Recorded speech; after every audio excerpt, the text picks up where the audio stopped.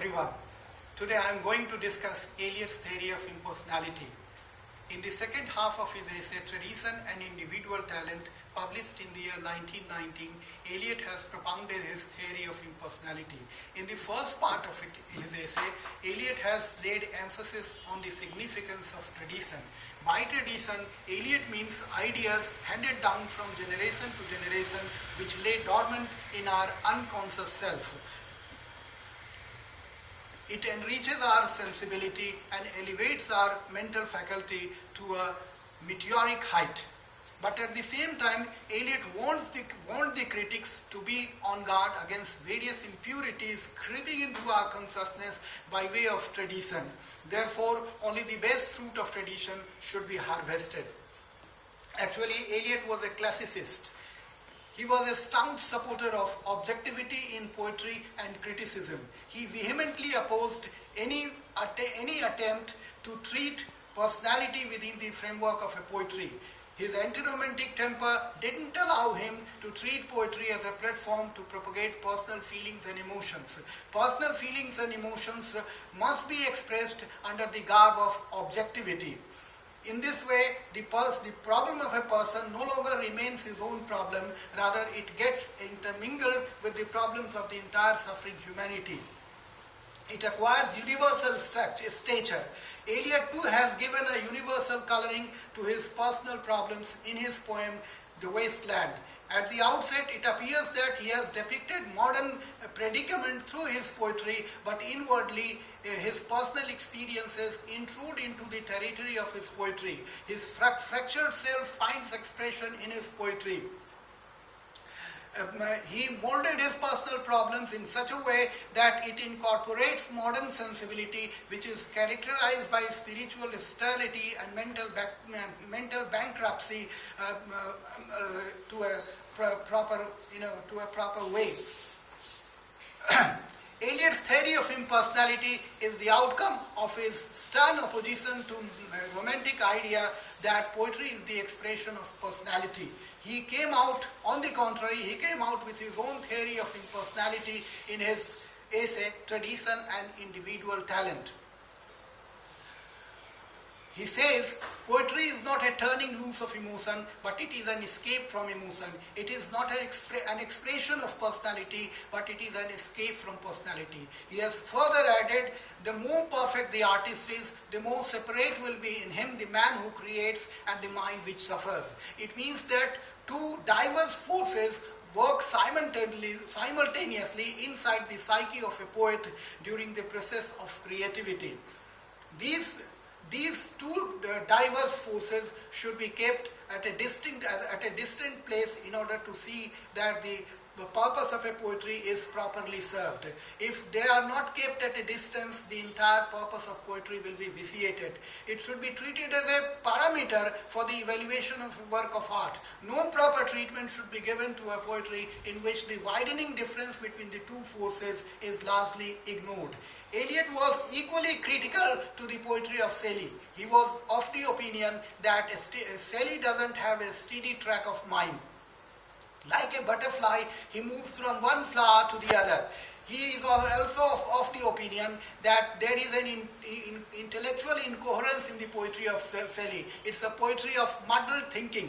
Although critics like C.M. Barbara, A.C. Bradley and Herbert Reed have come to the rescue of Eliot against have come to the rescue of Shelley against the onslaughts of Eliot. C.M. Barbara, in his book Romantic Imagination, has insisted that obscurity is the natural outburst of mysticism in the poetry of Shelley. In the same way, A.C.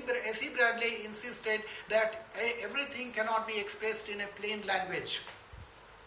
Actually, Eliot was of the opinion that the personality of a poet should be kept away during the process of creativity. It should not be directly involved in the creative process. He is of the opinion that the mind of a poet works as a catalyst.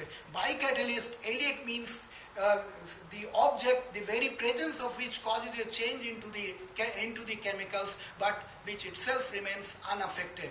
Elliot has taken recourse to the scientific analogy of a catalyst in order to substantiate his ideas. In a gas, if a platinum filament is placed in a gas chamber containing oxygen and sulfur, it transforms the two gases into a new gas which is called sulfuric acid. It can be here platinum filament serves as a catalyst which does take part in the process of transformation of the gas, but itself remains unaffected. It can be understood through a different example. Suppose inter-university athletic meet has been organized in my college.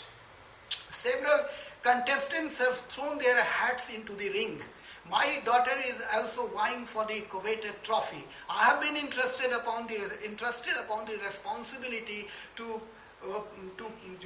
watch the performance of the students and pass the final verdict after watching their performance. There will be two options before me. Either to stay away from the event since the interest of my daughter is involved, or to remain a detached observer, or to perform as a passive or impart an impartial judgment on the performance of the students, keeping my father away from me. In the same way, the poet remains a detached observer. During the process of creativity, it does take part in the process of creativity, but remains unaffected like a catalyst. A specialist of chemistry has leveled serious charges against Eliot's theory of impersonality. He is of the opinion that his theory of impersonality is unquestionable, but the problem lies with the chemical formula which Eliot has used to substantiate his ideas. A combination of sulfur and oxygen cannot produce sulfuric acid. O2 plus 2SO2 is equal to 2O2 plus SO2.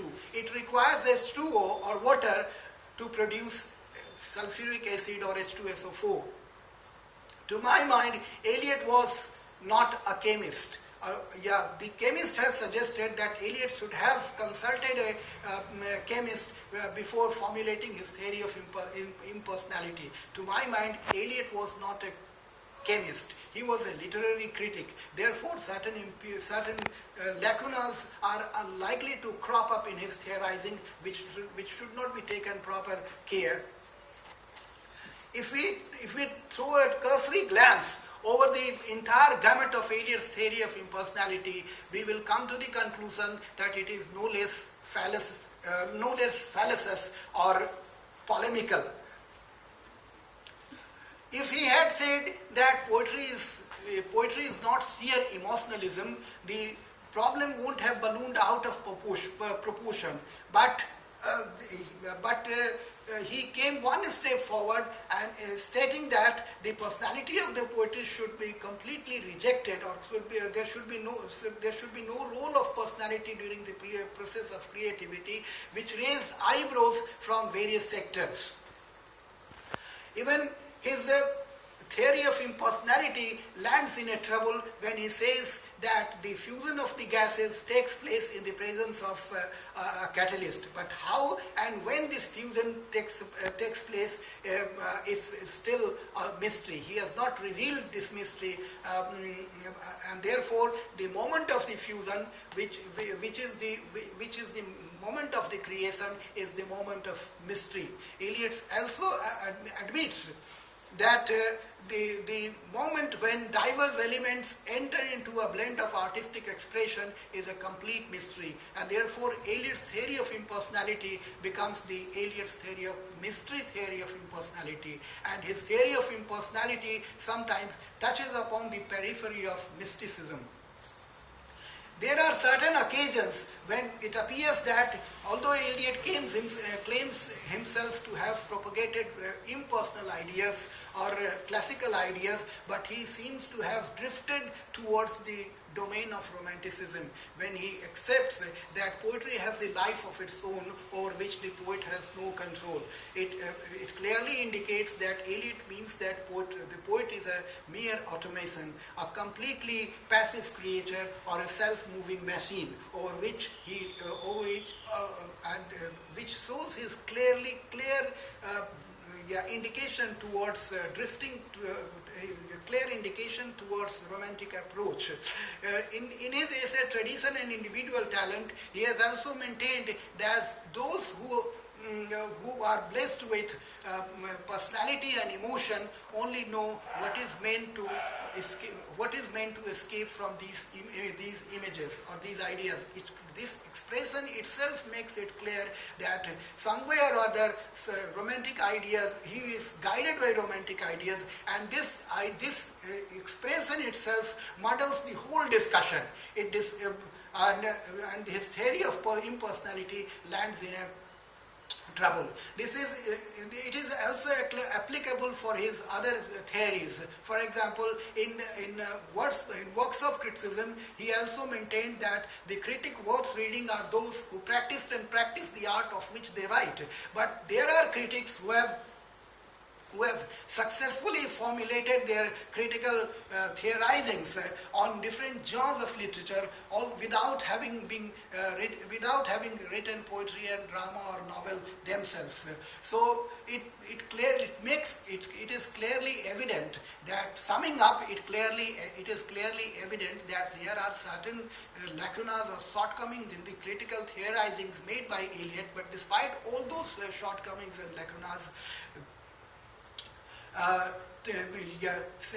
Eliot has succeeded in exploring new horizons through his critical theorizing, and it definitely helps throw light on the study of modern criticism in a new perspective. Thank you. Please subscribe my video and tap the bell icon for my next video on Literary Desk. Thank you.